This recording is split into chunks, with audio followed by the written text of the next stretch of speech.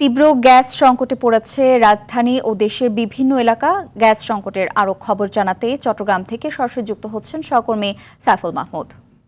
Saiful, gas সংকটের প্রভাব চট্টগ্রামে কতটা পড়েছে, শিল্প কারখানার পরিস্থিতি কি দেখছেন জানাবেন। যে নুসরাত, আসলে আপনি যেমনটি বলেছেন, চট্টগ্রামে গ্যাস সংকট কিন্তু দিন দিন কিন্তু আরও দীর্ঘ হবে এমনটাই আশা করা যাচ্ছে। ইতিমধ্যে সরকারের পক্ষ থেকে আসলে 4টি এলএনজি জাহাজ কেনা হয়েছিল, তার মধ্যে একটি জাহাজ কিন্তু মহেশখালী মাতার বাড়িতে ভিড়েছে গতকালকে, এবং আরও 3টি আসলে কখন ভিড়বে সেটাও বোঝা যাচ্ছে না। এই 4টির মধ্যে একটিতে কিন্তু যুক্তরাজ্য কিন্তু তাদের যে নিষেধাজ্ঞা দিয়েছিল সেটিও নিষেধাজ্ঞা তালিকায় আছে, সেটি আসবে কিনা সন্দেহ আছে।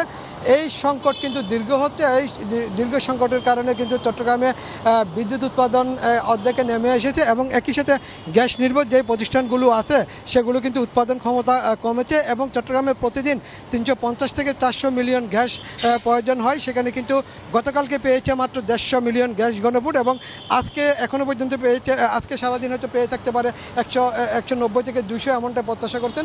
তবে এখানে যারা সিএনজি চালক আছে তারা বললো আসলে তারা ঘন্টার পর ঘন্টা লাইনে দাঁড়িয়ে কিন্তু আসলে গ্যাস পাচ্ছেন না। চট্টগ্রামে অনেকগুলো ফিলিং স্টেশন রয়েছে, সবগুলো দিয়ে আসলে গ্যাস দিচ্ছে সেটিও না। আমরা যে এখানে দাঁড়িয়ে আছি এইটি গতকাল সন্ধ্যা 7টা থেকে এখনও পর্যন্ত গ্যাস দিচ্ছে। গতকাল সন্ধ্যা 7টায় গ্যাস এসেছে, এখনও তাদের গ্যাস চলমান আছে। তারা বললো আসলে যতক্ষণ পর্যন্ত গ্যাস থাকবে ততক্ষণ পর্যন্ত তারা দিবে। তবে আমরা কয়েকটি সিএনজি ড্রাইভারের সাথে কথা বললাম, তারা বললো তারা প্রায় সকাল 5টা থেকে এখানে লাইনে দাঁড়িয়ে আছে, এখন গ্যাস পেয়েছে। তবে তারা সেজন্য কিছুটা স্বস্তি, এবং একই সাথে এখানে কিন্তু গ্যাসের চাপ রয়েছে এখন 210 থেকে 220 কিন্তু গ্যাসের চাপ রয়েছে, এবং সব কিছু মিলিয়ে চট্টগ্রামে যে ছোট বড় কারখানা আছে গ্যাস নির্ভর, এইটি প্রায় 50% কিন্তু বন্ধ হয়েছে বলে এমনটাই জানিয়েছেন অনেক উদ্যোক্তা। আপাতত এটাই ছিল গ্যাস নিয়ে আমার কাছে সর্বশেষ সংবাদ। নুসরাত, ধন্যবাদ।